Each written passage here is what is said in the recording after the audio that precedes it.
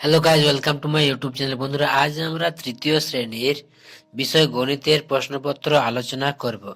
দেখো, প্রথম পর্যায়ক্রমিক মূল্যায়ন 2025 তৃতীয় শ্রেণী বিষয় গণিত। এটি সম্পূর্ণ সিসিই পদ্ধতি অনুসরণে করা হয়েছে, যার পূর্ণমান 20, সময় 40 মিনিট। পরীক্ষার্থীর নামের জায়গায় পরীক্ষার্থীর নাম, ক্রমিক সংখ্যার জায়গায় ক্রমিক সংখ্যা, আর বিদ্যালয়ের নামের জায়গায় বিদ্যালয়ের নাম এখানে লিখবে। দেখো, প্রশ্নপত্রটি প্রাথমিক শিক্ষা পর্ষদের নির্দেশ অনুযায়ী নবপ্রবর্তিত পদ্ধতি অনুসারে করা হয়েছে। একের দাগের প্রশ্নগুলো দেখো, নিচে শূন্যস্থান পূরণ করো। এখান থেকে লিখবে তোমরা। দেখো, এখান তোমাদের প্রতিটি প্রশ্নের মান কত দেওয়া যাবে। নিচে শূন্যস্থানগুলি পূরণ করো। 8 গুণ 1 সমান সমান 8। প্রতিটি প্রশ্নের মান 1 করে 8 নাম্বার। দেখো, প্রথমে কয়ের দাগে কি দেওয়া আছে? 134 থেকে 10 বেশি, মানে 134 থেকে 10 যোগ করতে হবে, তাহলে 144 হয়। 333 থেকে 14 কমালে কি হয়? বিয়োগ করবে। তারপর দেখো, গয়ের দাগে 12টি লিচু দুজনকে সমান ভাগে ভাগ করে দিলে প্রত্যেকে কত করে পাবে? তাহলে 12 ভাজিত 2 সমান 6 দুগুণে 12, 6টি করে পাবে। এরপর ঘরে দেখো 432 সংখ্যা, দেখো 432। এরপর দেখো দুটো ঘর দেওয়া আছে, দেখো 10 10, তারপর দেওয়া আছে কি 1 1 1। তাহলে সংখ্যা লিখলে কি হবে? 10 10 20 হয়, আর 3 23, তাহলে এখানে হবে কত? 23।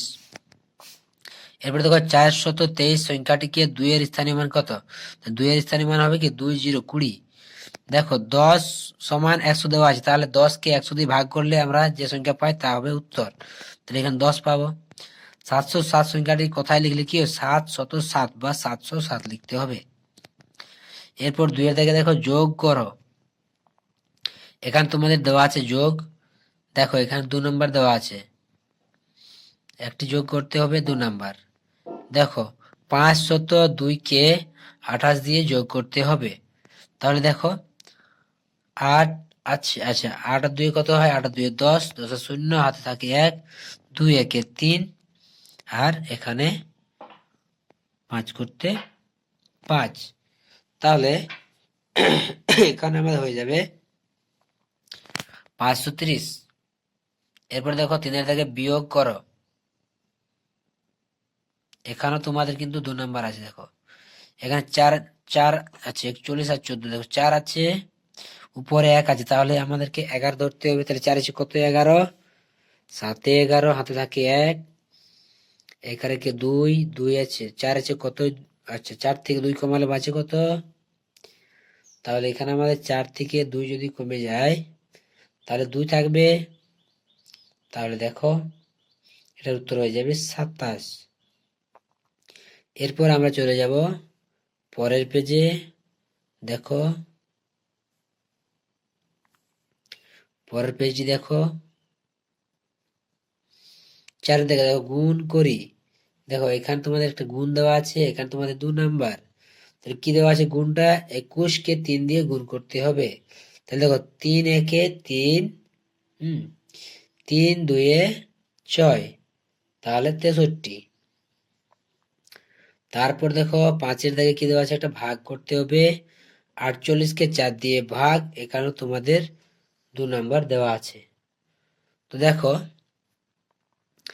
4 1 4 মিলে গেল, 8 8 নেমে গেল, 4 2 8, 4 2 8 হবে। তাহলে দেখো এখানে কি হবে? 4 2 8 হলে 8 8, 4 2 8, 8 8 মিলে গেলে কি হয়? 0। তাহলে এটা হয়ে যাবে আমাদের উত্তর। কত পাবো? ভাগফল 12। এটা হবে আমাদের উত্তর।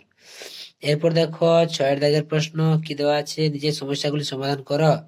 এখানে 2 গুণ 2 সমান সমান 4 নাম্বার। দেখো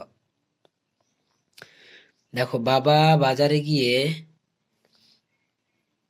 দেখো বাবা বাজারে গিয়ে 51 টাকার মাছ, 20 টাকার আলু কিনেছে। বাবা মোট কত টাকা খরচ করেছে?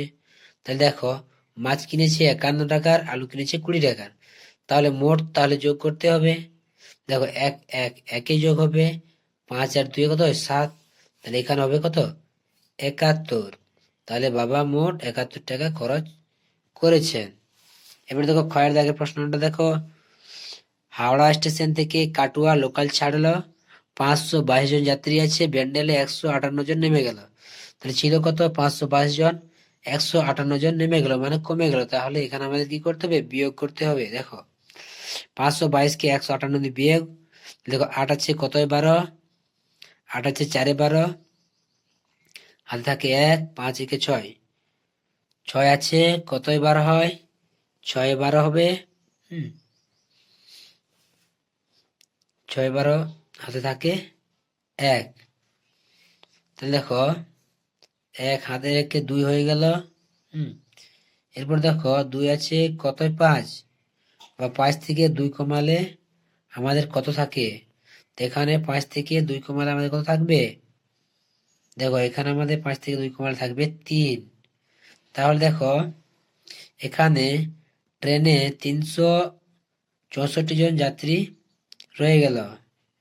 তাহলে হয়ে গেল আমাদের তৃতীয় শ্রেণীর গণিতের অঙ্কের সমাধান।